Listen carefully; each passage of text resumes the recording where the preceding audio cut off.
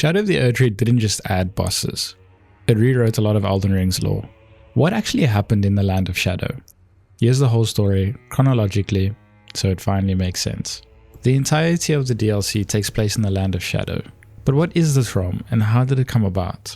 To put it simply, the Land of Shadow is a realm once populated by the Hornsent, a people who follow the old ways of the Crucible, primordial powers that existed long before the Golden Order. Now, a common misconception is that the Land of Shadow always existed alongside the Lands Between. But in truth, the Land of Shadows was once part of the Lands Between itself. Back then, at the center of the world stood the Crucible, the original singular tree that embodied all life. But when Marika came down and the Erdtree was born, everything changed. The Crucible was split into two, the Erdtree representing light and order, and the Scadutree, its shadowed reflection. This land that once belonged to the Hornsent was then veiled away, sealed away from the rest of the world. That's why the suppressing pillar in the Shadowlands is described as being the exact center of the Lands Between. It wasn't just some faraway realm, it was the very heart of the world, cut off and hidden.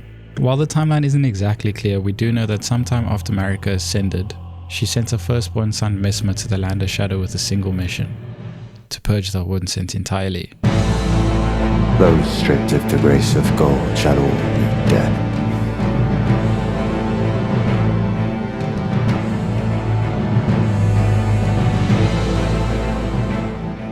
Now, Messmer is an enigma wrapped in enigmas, but what we do know about him paints a tragic picture. Like many of his siblings, he was born cursed. Malenia carried the curse of rot, and Miquella bore the curse of eternal youth. Messmer's curse was the most terrifying of all, the Abyssal Serpent, a dark entity seemingly coiled within him. As a child, his own mother gouged out one of his eyes and replaced it with a seal of grace, locking the serpent away. And then came the purge. Messmer marched into the Land of Shadow on a holy crusade, and while it was successful, it wasn't quick. The Hornsent resisted for years, and Messmer's war dragged on and on. Now the sad part is that Messmer carried out this purge in his mother's name, only for Marika to abandon him. While he waged war, she pressed forward with her own journey, building on the Golden Order, and left Messmer behind. This abandonment lingers in his story. He became the Forgotten Son, a weapon Marika used and then discarded, still carrying out the purge long after she moved on. But this left a burning question in the community. Who was Messmer's father? It's never confirmed, but the community widely believes that it was Radagon. Visually it makes sense, but canonically it kind of complicates everything. This would mean that Radagon existed before Godry, which scrambles the timeline a little bit. The theory that makes the most sense is this: Radagon was already present during Marika's ascension, but Marika knew that she needed a consort who could win wars in the near future. That's why she shelved Radagon and chose Godfrey as her husband, and then only returned to Radagon later when the time was right. It's convoluted, yes, but it explains the impossible. And it fits Marika's pattern, always thinking ahead, always playing the gods and kings like pieces on a board.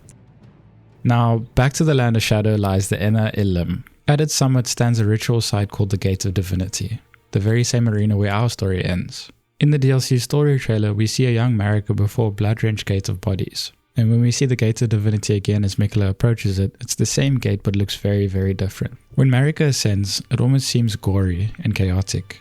And when Miquella uses that same gate centuries later, it's subdued. The structure is fossilized and his crossing is quiet. It's almost serene. No eruption of light, no spectacle, just a calm passage forward. Yet, despite these contrasts, the outcome is identical. Both Marika and Miquella become gods. So the real question is, how can these ascensions look so different yet still yield the same result? To answer this, we need to trace Miquella's journey, from his steps into the Lands of the Shadow all the way to the Gate of Divinity. The first step was access. Normally under the Golden Order, death isn't really death at all. When you die, your soul is pulled into the Erdtree and you're reborn. That's why the cycle of life and death in the Lands Between feels so endless. But not everybody is welcomed back into the Erdtree. Certain groups are rejected, like the Omen for example.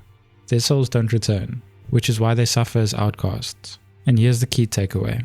The Land of Shadows seems to be bound up with that rejection. It's not a place you can simply walk into. It's a place you reach when the Erdtree turns you away. So, if Miquella wanted to follow Marika's path and reach the Land of Shadows, he couldn't just die. If he still bore the Golden Order's grace, he'd be reborn like everybody else. To step into the Shadow, he needed to divest himself of grace entirely, to make himself unworthy of the Erdtree rebirth. In item descriptions and texts, it tells us that he casts off all things golden. This wasn't just a symbolic rebellion. This is the first practical step he needed to take to arrive in the Land of Shadows, and to retrace Marika's beginnings. Now this is just the first part of a two-part plan. Miquella knew that the Shadow Realm was sealed by a god, his own parent Marika. And if a god closed it off, then it would take the power of a god to open it again. Now, Miquella was a prodigy, endlessly curious and endlessly knowledgeable. It's very likely that he was aware of the outer gods, maybe even all of them. One of the most important here is the Formless Mother, the outer god that Mohg served. But he had to be careful. If he openly reached for an outer god, Marika would have seen it as outright blasphemy, and his schemes would have been crushed. So he devised another way. He charmed Mohg, knowing Mohg's devotion to the Formless Mother, and allowed him to be abducted. To everyone else it would have looked like a crime, but for Miquella it was the perfect cover. By being carried off, he could stay close to Mohg's power without looking guilty of chasing it. Once he was in Mohg's grasp, he began the real work. Manipulating Mohg, exploiting his obsession, and turning Mohg's tainted blood and his link to the Formless Mother into a tool. That blood gave him the divine leverage he needed to pierce the seal of the Shadow. And here's the most chilling part. Miquella was never worried about being corrupted by Mohg's blood, because he already planned to discard his body once he crossed the shadows. For him, Mohg was never a partner. He was only ever a tool used for Miquella to advance his plans. Now, coming back to how differently Miquella and Marika used the Gate of Divinity, but both still became gods. This is where my theory gets a little bit out there. I believe that in order to use the Gate of Divinity to ascend to godhood, the gate itself requires life energy to activate. Think of it as a crucible, a collection point for the runes and the souls and essence of other beings.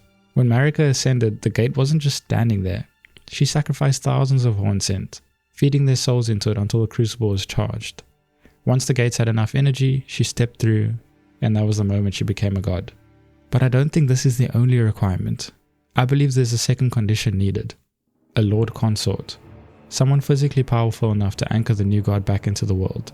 Without that tether, the god risks slipping away into something untouchable or unstable. For Marika, I believe this was Radagon. And this is the entire framework. The crucible of life energy and the consort anchor. It comes into play when we look at Miquella's ascension as well. As Miquella traveled through the realm of shadow, he abandoned parts of himself. His flesh, his eye, his doubt, his hesitation, his love, and even his fears. Each time he divested a part of himself, a golden cross appeared in its place, glowing markers resembling a great rune. These were more than just monuments. They were his footprints, a trail that his followers could trace as they pursued him deeper into the shadow. But the most personal fragment he abandoned was his other self, Saint Trina.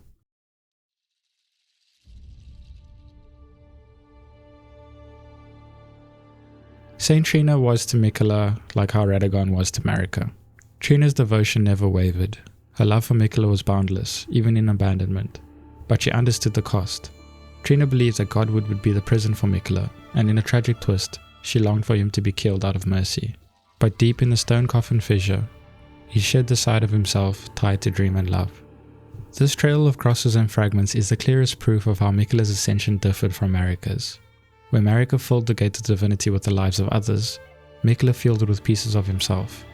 Each divestment charged the crucible until nothing was left but the being who could step through the gate. But like I said earlier, that's only the half of it. Charging the crucible with his divestments wasn't enough. If the gate truly required an anchor, a Lord Consort to bind the ascended god to the realm, then there was only one person Miquella could ever really choose. General Radahn.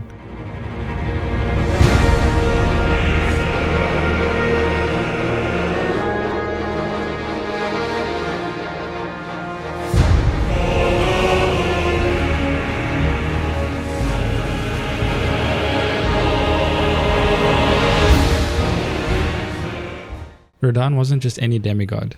He was the most physically powerful warrior of his age, a legend whose very presence stabilized the lands between. Miquella naming him his Promised Consort wasn't some random vow.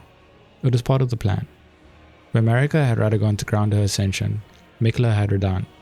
And just like how Radagon was fused with the Golden Order, Radahn's bond to Miquella would be the anchor that allowed his godhood to take hold. There was only one problem with this, however.